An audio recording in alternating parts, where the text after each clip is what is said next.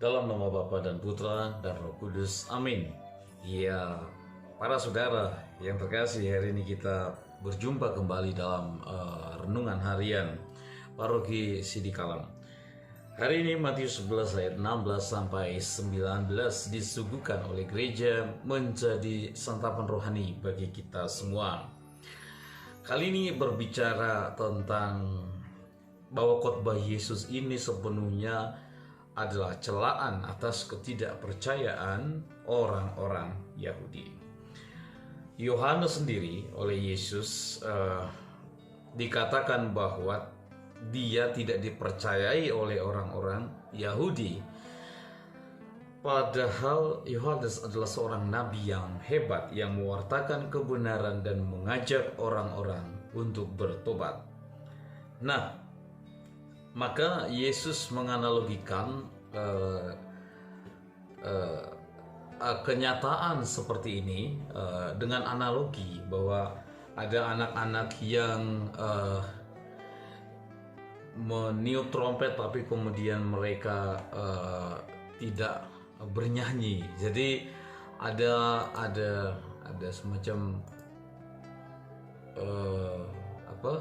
semacam ada kontradiksi ya, ironi atau boleh dikatakan ironi.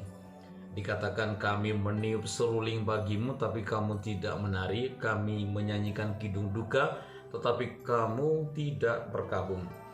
Anak-anak ini di sini para saudara merupakan dikatakan adalah simbol atau sebutan untuk para nabi yang telah bernubuat bagi orang-orang Israel, yang menegur orang-orang Israel, menegur kesalahannya, mengajak orang-orang Israel untuk mengakukan dosa-dosa mereka melalui nyanyian atau kidung duka kepada Allah. Seperti misalnya Musa, seperti halnya Yesaya, dan terutama Nabi Daud. Ya, para nabi juga mengajak bangsa Israel untuk mengerjakan pekerjaan yang baik, tetapi kemudian orang Israel tidak mau melakukannya. Jadi orang Israel ini menolak khotbah dan nasihat dari para nabi untuk melakukan kebajikan. Tari-tarian yang dipertunjukkan kepada mereka adalah simbol dari kehidupan yang tidak terbatas yang ditawarkan Allah pada mereka melalui para nabi. Tetapi kemudian mereka tidak yakin akan hal itu. Yohanes ya dikatakan tidak makan dan tidak minum. Meskipun pada akhirnya, meskipun pada kenyataannya kita sadar bahwa Yohanes juga makan ya, dia minum seperti yang digambarkan dalam Injil.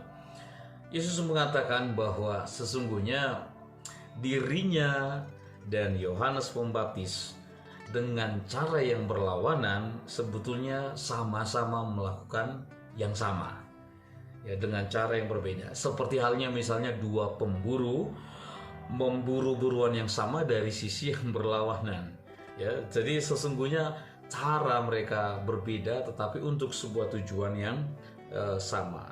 Artinya keduanya sama dalam hal ini, bahwa Yohanes menunjukkan hidupnya, Yohanes menunjukkan kebenarannya, Yesus menunjukkan kesaksian mukjizatnya.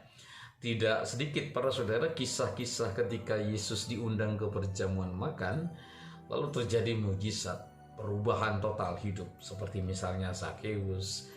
Seperti halnya ketika dia ke rumah orang Farisi, lalu seorang perempuan yang berdosa datang dan kemudian membawa buli-buli minyak, meminyaki kakinya, terjadi mukjizat. Para saudara, saudari yang terkasih, bahwa ternyata kebijaksanaan Allah mau ingin ditekankan bagi orang-orang Israel dan bagi kita tidak terletak di dalam daging, tidak terletak dalam minum, tidak terletak artinya dalam kelimpahan. Tetapi kebijaksanaan Allah itu terletak dalam kesabaran ketika kita bertahan dalam penderitaan. Filipi 4 ayat 12 berkata, "Aku tahu apa itu kekurangan dan aku tahu apa itu kelimpahan. Dalam segala hal dan dalam segala perkara tidak ada sesuatu yang merupakan rahasia bagiku, baik dalam hal kenyang maupun dalam hal kelaparan, baik dalam hal kelimpahan maupun dalam hal kekurangan. Luar biasa. Kebijaksanaan Allah itu tampak nyata ketika orang bersabar di dalam hal ini dan juga tahu bahwa ia juga memiliki kelimpahan dalam hidupnya. Kebijaksanaan Allah juga terletak dalam pekerjaannya, ya. Dan kebijaksanaan Allah itu terletak dalam pembenaran iman kita, bahwa kita dibenarkan oleh karena iman kepercayaan kita kepada Tuhan. Injil hari ini juga mengajak kita semua, Anda dan saya, untuk lalu kemudian, kalau kita diajak untuk menari, mari kita menari. Kalau kita diajak Tuhan untuk menyanyi, mari kita menyanyi. Jika kita diajak oleh utusan-utusan Tuhan untuk berduka, mari kita berduka.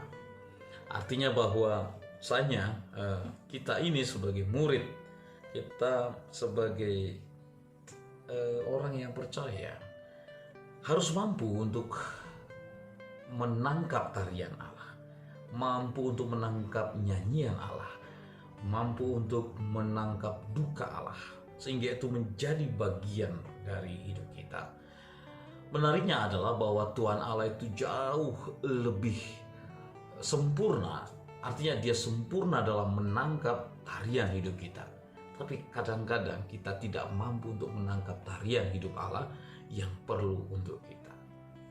Untuk itu, para saudara, mari kita buka hati kita, mari kita buka telinga kita lebar-lebar, supaya kita mampu untuk menangkap musik nyanyian ilahi, tarian ilahi, kedukaan ilahi, maksud ilahi, rencana ilahi dalam hidup kita.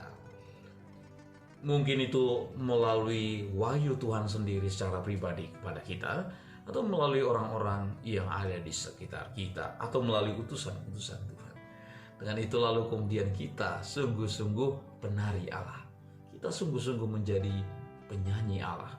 Kita sungguh-sungguh menjadi pengidung duka Allah. Itulah insan-insan bijaksana dari orang-orang yang beriman dan percaya kepada Kristus. Kalau kita sudah menarikan tarian Allah, maka orang akan melihat Allah. Kalau kita telah menyanyikan nyanyian kidung duka Allah, orang juga akan diajak untuk berduka atas dosa-dosanya. Sehingga kita lalu menjadi orang-orang atau insan-insan pembawa suara hati Allah dalam hidup kita. Semoga Tuhan memberkati kita semua, Bapa dan Putra dan Roh Kudus. Amin.